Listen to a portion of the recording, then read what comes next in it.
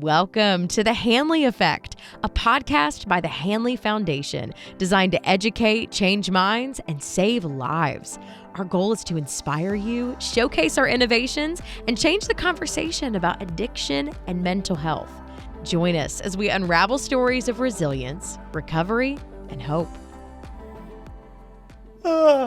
Hey, everybody. Welcome to the Hanley Effect. You know, our guest just made a joke before we came on, and, I think he did it on purpose just to see if he could trip me up. Yeah, and it worked. It worked, everybody. It always does. Yeah, I'm not easy. I'm not difficult to trip up, right? Yeah, so You're welcome so to the funny. Hanley Effect, everybody. I'm John Dyben. I'm Rachel Docekal. Hey, Dr. D. Hey, Dr. D. How you doing? I'm doing well. It's fun to be thrown off a little bit. Yeah, so I think our guest is here to talk about gardening tips, as he just said, which is what cracked you up. That was the so comment. funny. And our guest is actually Garrett Biss. And I want to read some of this. Garrett's a Marine, and is a man who has served our country and continues in his civilian career to serve those who have served, to serve his community. He is a retired Marine Corps pilot. He's an addiction recovery coach, a TEDx speaker. And his path, his whole journey towards moving from being this military guy and flying planes to helping people in everyday life right now is something I just cannot wait to hear more about. So we just want to say welcome, Garrett. Well, I'm grateful to be here. Thanks so much for this opportunity. And let's we'll try to tie. It'll be my goal to tie this conversation back somehow to gardening tips. So let's see if I now you have to. Now you have to, because you got me. So Garrett, we would love to know, as you know, we're going to talk today. I want to talk about first responders and military vets and folks who are and how their unique stories impact PTSD, addiction, recovery, all of those things. But we'd literally love to start by getting to know you. Just tell us, if you will, a little bit about who you are, what you do now, and maybe your journey in how you got to where you're at today. Yeah, sounds good. Great question. So I'm living up in North Carolina right now. I retired from the Marine Corps in 2015, and unfortunately, my journey or my transition, I say unfortunately, it was very common to many veterans transition out of the service. I really entered a dark period, a dark chapter of my life. I was struggling with a lot of things internally, trying to make sense of things externally, and through that journey, I mean, and I won't do too much of a spoiler for my TEDx talk, but through that journey, I really got to the place where suicidal ideations were becoming much more and more present in my mind. And when it got to the place that the thought of it, or how I might do that, or whether or not I would follow through, when that wasn't shocking anymore, then I was like, okay, I'm a little worried. I don't know how close I am to crossing that line. And as we hear about often, they say about 22 veterans a day are taking their own lives.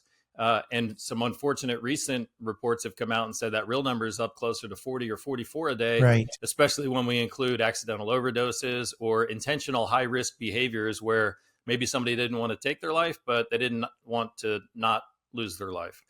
So the journey that I experienced was similar to that. Unfortunately, the silver lining, or the blessing that I had, was I found some great coaching and mentorship in that process that helped me to begin to rebuild the life that I had and reconnect with some things that I'd lost in that journey.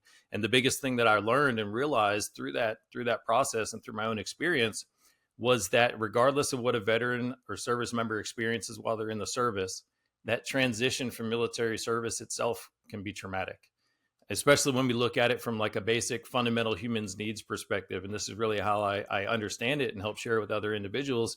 Beyond our basic needs for food, water, and shelter that we share with every other animal, we as humans, we have some fundamental human needs for our emotional well-being. First and foremost is connection and sense of belonging. And with that comes a need for authenticity, or permission to feel safe showing up as we are, expressing our vulnerabilities, asking for our needs, and just showing up without fear that if we show our true self, it will cost us our connection. And then lastly, we have a really strong sense for meaning. And I've come to understand that meaning is not just a joyful thing in our life that adds some flavor, but actually meaning, or a sense of meaning, is where we derive our capacity to endure suffering. So if somebody lost a sense of meaning, as many veterans and first responders or anybody who's transitioned out of a role or out of profession that provided a lot of meaning, when you lose that sense of meaning, you also lose a lot of your capacity to endure the normal ups and downs or challenges that we face in life. So that's a little bit of my journey and the message that I like to share, and really what I dig into, or what I'm helping other veterans better understand about their own journeys. Because again, the experience that I had when I had a lot of that internal battles going on, I didn't understand how I got there. And I think that was the scariest part of it. And that's the part that really prevents individuals from finding hope that things can change. If you don't know how you got to where you are and where this pain or suffering is coming from, it can be really hard to understand or accept that there's a pathway beyond it. You know, it's interesting. Hanley has a program that we call our Patriots program, and we treat veterans and first responders. We actually have been doing it for a couple of decades.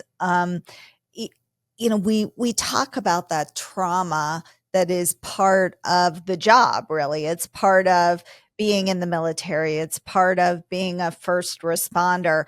But the piece that you're talking about is that sense of purpose, and the loss of that is devastating as the trauma can be. Talk a little bit more about that. Yeah, certainly. So especially when your identity and your self-worth and your value is all wrapped up in this profession or this role that you have, the loss of that is a fundamental loss of who you are and what your identity is. We look at first responders. Well, I mean, the typical veteran experience, an individual enlist or join the military when they're between 18 to 22 years old. What we now understand about brain development and the prefrontal cortex and everything about our identity that we understand. So for a service member, most of that, if not all of that, was developed or really came online through this lens of military service. So there's so much of the identity that's wrapped up in that. And the sense of meaning and purpose, not only does it provide that capacity to endure suffering, but bringing this back to the topic of trauma, what is so fascinating about meaning and purpose and why it's so critical to understand it and its role in our life is that what I understand after a traumatic experience or traumatic event, there's really two potential outcomes, or a combination of two potential outcomes. One is post-traumatic stress. We spend so much time focused on that. Everybody talks about it. There's libraries of heard information about post-traumatic stress. But there's also another outcome, the other side of the same coin, which is post-traumatic growth. So the same traumatic experience that created hardship or suffering in your life could also be, and here we go, this is the gardening tip. This could also be the experience that planted a seed for growth to take place. Growth that you can only experience because of the trauma, not despite the trauma. That's right. That's right. It's when I think of the word crisis, and most of us have seen that the Japanese, there's a symbol for crisis, and it's actually a combination of two symbols: the symbol for a threat and the symbol for opportunity. And that, talking about that post-traumatic growth. Because I think anybody listening to this has heard about PTSD or post-traumatic stress, or but this field of studying and understanding post-traumatic growth has really itself grown a lot. We're talking a lot about gardening right now. This is all good. Can you talk a little bit about what is post-traumatic growth? What does that look like? Yeah, so great question. So post-traumatic growth, as I understand, it's an experience of profound change or profound growth that occurs, again, not despite a trauma or some challenge of the past, but actually because of that. And when we think about the role of suffering in our life, there is going to be suffering. I mean, the first principle in Buddhism is that life is suffering. There's a lot of discussion about, the challenge of suffering. When it comes to how we frame that or how we look at that, we create the reality, or we create the way that it manifests in our life. If we think of suffering as just something that's negative or bad, then it can be something that leads to challenges that we're facing or new obstacles that we need to overcome. But really the true nature of suffering is that it's an experience that promotes growth. So we're only suffering if we're facing a situation that we haven't yet developed the capacity or the ability to navigate more fully. But it's the framing of it that I think leads us into that direction of whether it's going to be a challenge and create friction in our life, or whether it's something that we understand we can leverage to move forward. And I often share this analogy. If we woke up one morning and we were, our muscles were burning. We had this, our heart was racing. We were perspiring. We had some aches, some fatigue. We had shortness of breath. If we experienced that, and it was this condition that had some strange onset, and it would just come on a couple hours at a time and maybe a few times a week, if we don't have context for that suffering, it can sound very scary, and it can, lead us to a lot more concern. However, let's contextualize it as we go to the gym a couple of hours a week. We feel this burning sensation in our muscles. Our heart races. We have shortness of breath. Now we understand the same feeling, the same sensation is actually what is allowing or sparking or planting the seeds for that growth and that health benefit. And I think the same analogy can be overlaid to many of the challenges in our life. If we think about any of the strengths that we have, any of the skills that we have, it didn't come from easy times. It came from times that we were suffering. So if we can look at our present moment and understand that the things that I'm struggling with now are actually the things that are helping me become that person I want to become, reach the goals that I want to reach, or develop the skills and the capacity that I don't presently have. If we can look backwards with that same lens and look at some of the traumatic events or experiences that we've had, and we can identify some of the strengths that we have today or some of the things that we have grown. And this is really kind of is what opens the door for that discussion of and the revealing of how post-traumatic growth can show up in our own life.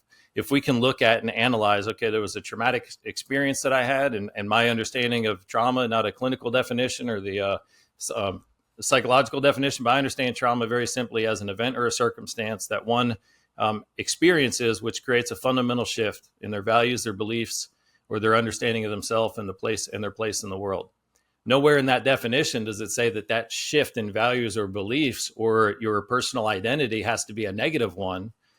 If we can look back and find some ways and connect the dots to what are the skills that I now have, what are the strengths that I now have, what are some opportunities that were presented to me, what are things that I now appreciate that I didn't appreciate before to the same degree, this helps clue us in, or this helps reveal all the ways that we've grown from past experiences. And where meaning really comes into this equation, when I think about a traumatic experience that happened in the past, and if we're trying to understand where that meaning is, humans, we're meaning seeking creatures. When something happens, we want to understand like what was that for? What is that about? If we can't fill in a meaning about what did I gain? How have I grown? What new benefits are available to me because of that traumatic experience? Then I think by default, we fill in that meaning with the world's a scary and hard place, bad things just happen, or somehow I deserve that. And if that's a conclusion that you come to, then of course it's going to lead you more directly to negative outcomes. And when we're experiencing, if we can inspire people and help them experience post-traumatic growth, it's not a cure for some of the symptoms of the post-traumatic stress, and it won't alleviate it, but it opens up a new pathway so that the journey into post-traumatic stress is not just a journey of trying to mitigate some of the negative symptoms that are showing up. It's a journey about trying to, plant and cultivate those seeds and those beautiful flowers in the same garden. So good. I have to say, for someone who's not a clinician or a psychotherapist, you've just, in my estimation, and I've had the opportunity to study in this and study some of you just given one of the most perfect explanation of post-traumatic growth. And I want people to know that this is something that is a studied, researched phenomena. We know it's out there.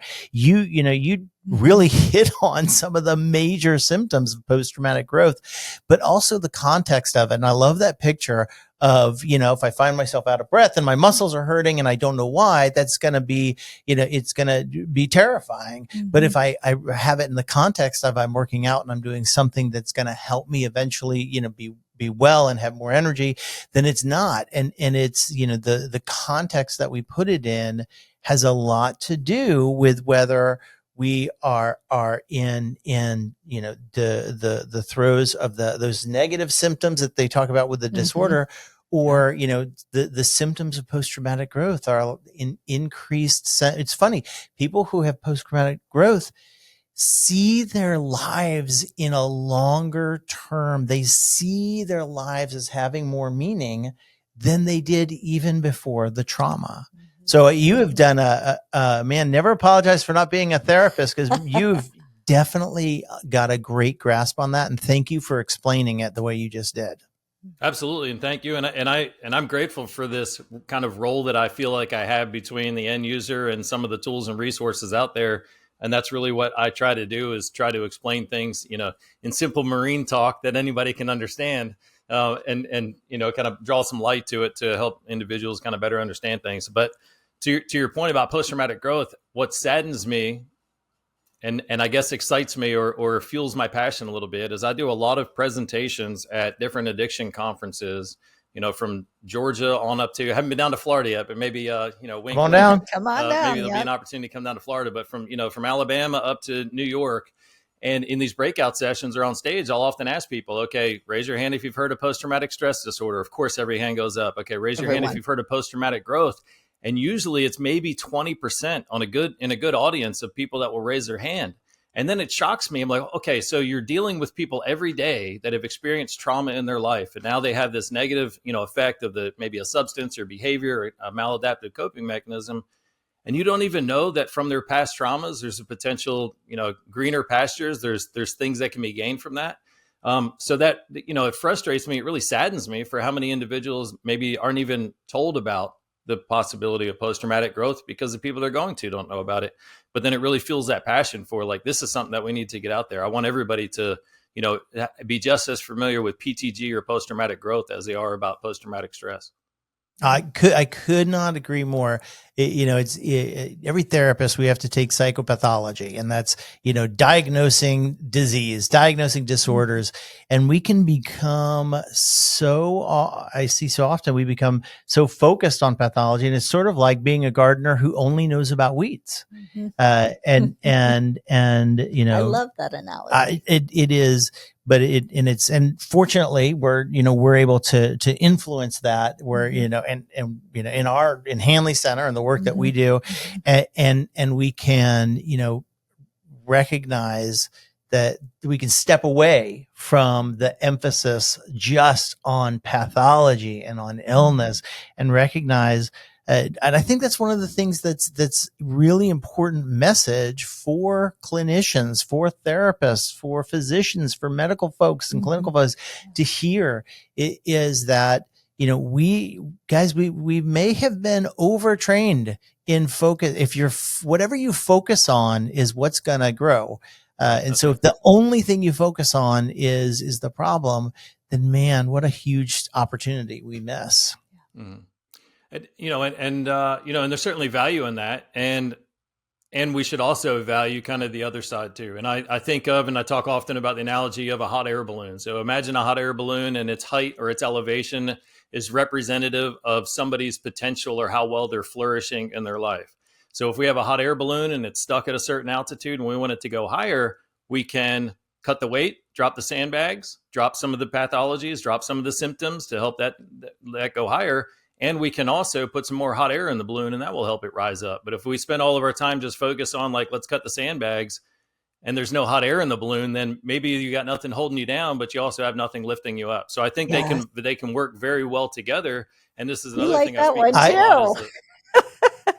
I'm so stealing that. Yeah, it's so good. That is what a great picture. Any therapists out there, and therapy, we become therapists because we want to help people too. But what a great balanced picture. I have never heard that. I will give you credit, but I'm so stealing it in teaching grad students because that's the key. I love that. And balance. I do a lot of talks with people, helping peers and coaches understand, like, what's this non-clinical mental health role that I have? And that's the analogy I always use. Like, there's all these licensed clinicians, professionals. This is what they're skilled at. This is what they're trained on. Like, let's identify these diseases and diagnoses and symptoms so they can help mitigate that. And our role and our value comes in, and okay, what are the good things in you? What are the things that are going well in your life? How do we put some more of that hot air in your balloon? Because working in concert or working together, that's where people will experience the greatest outcomes. Yeah, I love that. So can I monopolize for a second? Yes, please. So I'm curious about so you made a joke, like I'm just using my Marine talk, but you're a former Marine pilot.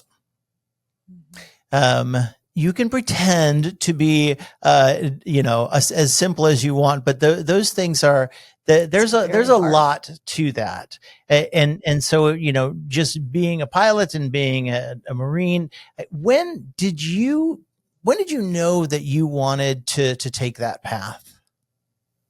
So in high school, even, I knew that I wanted to be a Marine. So a couple of things that were influencing that. One, I knew that I didn't know what I wanted to be when I grow up. And there was this one phrase, and it's shared often, and I'm sure I'd heard it many times, but this phrase that once a Marine, always a Marine. And there was some indicators, or there was some evidence in my adolescence that maybe I wouldn't do too many good things with my life, and I wasn't on a great trajectory. So I thought, if nothing else, no matter what happens for the rest of my life, let me go serve for the Marines for 4 years. It'll be a great experience. There'll be something that comes from it. But at least that's something I can hang my hat on. So if I mess the rest of this thing up, at least I got something to hang my hat on. I also recognize, even when I was in high school, that anytime I talked to a veteran, and this was, maybe some World War II veterans, a lot of Vietnam veterans, but anytime I talked to a veteran, they shared something about their experience. You could see their eyes light up in a certain way, and you could hear them recount these vivid stories that they would share about some of their experiences. And what I even noticed then, I was like, man, I wonder if that guy could describe what had happened 2 weeks ago in his life, as well as he remembers this really fundamental, or this transformational experience of the service. I also knew that I would not be able to understand that for myself had I not experienced it. So that, and some other things, wanted to get a little bit of money for college in case someday I ever went to college. So for that and some other reasons, I decided to join the Marines, and that started a 17-year career in the Marine Corps. Wow. So 17 years rather than just the 4. Yeah. And so when you got out, and that was your education then part of the, you got your education while you're in the Corps. You started out right out of high school. So you went in as a buck. That's right. And I worked the deal with my recruiter so I could graduate boot camp as an E2. And I was going to do 4 years and then go to college. And then they offered me a commissioning program. So that the deal was they send me to school for 4 years. I'm still on active duty, but I was studying mechanical engineering up at the University of Maryland. And then when I completed that, I owed them at least 4 years on the backside. So I thought, that's a pretty good trade. So I did that. And then while I was going through the basic officer course, I applied to be a pilot, and they selected me for that. So that's, wow. What a story. And then, I had a good run, and I loved every part of it. And it was a great experience to have had. I mean, there's some things that I know about it. I don't know if I'd go back today at, my age and do it again, but I'm so glad that I did it. And again, looking at the post-traumatic growth, there's so many things I gained from that experience that I couldn't have gained otherwise. So even all the struggle and the suffering and many of the things that it cost me, it was still worth doing. And then they were doing some downsizing. So this is after some of the major operations were done in the Middle East. So they were doing some downsizing, and they offered a couple of people the opportunity to retire early. And I said, man, it's been a good run till now. I know that they're going to get theirs here at some point. So I might as well get out while the getting's good. And that's why I transitioned out just shy of 17 years. And so I really appreciate you sharing all that, because I saw, and I'm listening and hearing you going right, in after college. And I know that if you're flying, you're an officer. So really you in the most formative years, your young adulthood, your family, where you got raised and shaped and molded in every way was the United States Marine Corps. And I think that sometimes it's hard for people, especially those of us who haven't been in the military, haven't lived that life, and especially that kind of life. People see a Marine officer, and we all know what Marines are. Marines are the strongest people on the face of the earth. They are always Marines. They're always tough. And Marines are not, especially people who are on the outside. They don't, you can't have any problem, or any Marines can just handle anything. And the beauty of you telling us, look, I left my family, and just the leaving is a traumatic event. Yeah. And I think that's so important for people to hear. And what I've heard from so many vets, both of my parents served, in so many vets, we hear it again and again. We what we hear, and tell me what you think. What I've heard again and again. I appreciate when people say thank you for your service and things like that. And people sometimes view us and our service as something that actually separates us and puts us on this kind of pedestal. And I don't want to be on a pedestal. I've heard it again and again and again. Respect for, military service is such a great thing. And I hear again and again and again, I don't want to be put on a pedestal because it separates me, and I don't want to be separated. I want to be connected. Does that resonate with you? Yeah, it certainly does. And a lot of veterans I've talked to, I mean, there's some mixed feelings around that term, around that phrase when people say thank you for your service. And there's a lot of, and it was a process for me to get to a place where I've accepted it for what it is. It's somebody offering an authentic gesture of thanks. But for me, for many years when I heard it, it was, every 4-letter word would kind of bottle up inside of me, because my thought was, you're saying thank you for something that you don't even understand. You don't appreciate it. Like you see it in the movies, you think you know what it's about, like the military lifestyle. Nobody even in the military understands what that lifestyle is like until you're faced with it. So there was a little bit of that. Just you're saying these words, they feel real empty, and it's actually feels a little offensive, because it's like it's like you're saying it almost to get credit for saying it, but it's like you don't fully understand what you're saying. So that was my personal perspective. I don't feel that way now. I've kind of let that go, and I've moved beyond it, and I appreciate it for what it is. But yeah, there's a lot of veterans that have a unique, relationship with that term or with that phrase.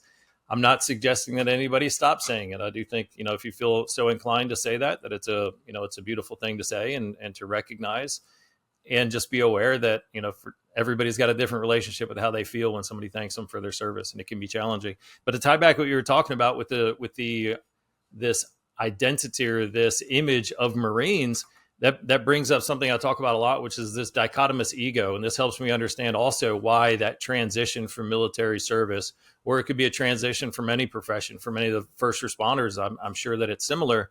But in the Marine Corps, from the first day I stood on the yellow footprints at basic training, I was told that becoming a Marine, I was going to be the strongest, the fastest, the best, the most lethal, the most responsible, just kind of the strongest, fastest human on the place of this earth, and no adversary could overpower us or beat us. So there was this whole part of my identity that was being ingrained about how much worth, how much value, how much strength I had, that was wrapped up in this identity of being a Marine. So that's on one side of this ego. There's all this that's lifting us up and inflating our sense of confidence and our sense of worth and self-value that we can hold to because of this uniform that we're putting on. And in the military, it's also a very hyper competitive environment. So no matter how good you feel about the fact that you're a Marine, you also look to your right and your left, and you're like, that Marine can run faster than me. I need to be a better runner. That guy can do more pull-ups. His boots are shinier. He's getting promoted faster. There's things about me that I need to improve so that I can also, kind of have that same value. The challenge is when we have these two opposing parts of our ego, or these voices inside, or these feelings inside, one that lifts us up, one that pulls us down. Well, which one of those two do we lose when we take that uniform off for the last time? And which one are we left with? So we have this natural inclination towards all this self-deprecation and all this kind of striving to be better and to be more. And that's what we're often left with as we hang up that uniform and try to transition to the next chapter of our life. And that comes back to this definition of trauma, a change in your values, your beliefs, your understanding of the world and your place in it. When that takes a fundamental shift, that shift in and of itself can be trauma-inducing or traumatic experience. Wow. It is so critical. I am so grateful for you painting this picture because I think it's really, really critical for both therapists. So I'm hearing you as a therapist, right? I'm hearing you as a therapist who works with vets. We do. All right. And I'm hearing you as just a person. And I wonder, as we're getting to where it's getting to be our wrap up time. And we always like to let our guests have the last word, but I wonder if I could ask you for two. One is what is the main thing that you or a really important thing that what would you want to say to therapists who are not vets or first responders themselves, but who are working with vets and first responders, what would you want to say to them? And then just for the Joe out on the street who is not a vet or a first responder, what would you want them to hear both about how we can be supportive and help with that connection? Yeah, great question. I think really the same message can be valuable to both. And the first and foremost is go watch my TEDx talk. It's called The Unspoken Trauma That All Veterans Face. I say that a little bit in jest, but really and this is why I want individuals to watch it, because I want you to see the transitioning veteran or the transitioning first responder from a human needs perspective. There can be a lot of these barriers and a lot of these reasons that, clinicians or non-clinicians feel that they can't really serve. Maybe even the veteran has this idea that how is somebody going to help me if they haven't been in my shoes? Well, we have been a human before, and there's only such a large palette of human emotions that we can experience. They show up in different reasons and for different, in different forms. But if we can look at a transitioning veteran and his struggle through that human needs perspective, understanding the loss of connection, the loss of authenticity, the loss of meaning in their life, and the resulting emotions that come up because of that loss of self-worth, the loss of value, the loss of purpose and direction, the lost capacity to endure suffering. If we can look at it through that lens and from that perspective, I think that breaks down a lot of that barrier, and it can help facilitate a better connection between individual, whether it's the average Joe on the street or the clinician that's sitting down to work with the veteran. I love Fantastic. that the goal is to break down the barriers so we can connect. Yeah. I love it. Love it. I mean, I can't say thank you enough for being here today. It's not all the time that I get an illustration for something that makes so much sense that I like both feet on the floor. To talk about. But I promise you I'm going to be sharing that with therapists and grad students and all over that hot air balloon. And I just want to say thank you for the service of being here today, for being so open and authentic. And I hope everybody does go see that. If people want to get a hold of you, if they want to learn more about you or your work, where could they go? So best place probably on LinkedIn. I think I'm the only Garrett Biss that's there. If you find another one, let me know. And for anybody who's kind of interested, like what are some of these non-clinical tools? What are some things that we can do that we can apply, some daily practices, some exercise that we can apply? I invite anybody to go check out thewarriorreset.com. And there, what I've done is 4 of the most efficacious, most fast acting daily practices that I've found to be most helpful. I share them with you with little training audios to explain each of the different exercises. But I challenge anybody to go there. If you feel like something's missing, out of alignment, you just want a little refining in your life, you want to step up to the next level, or you want to make sure that everything's kind of working for you and for your best growth, then go check that out. thewarriorreset.com. Thank you so much, Garrett. Dr. D, thanks for being here. Dr. D, it was really fun. So again, and some great information. Thanks everybody for watching or listening. We'll see you next time on The Hanley Effect. Bye, everyone. Bye, Garrett. Be well. Thank you. Thank you for joining us for The Hanley Effect. To learn more about our programs, visit hanleyfoundation.org or call 844-502-4673.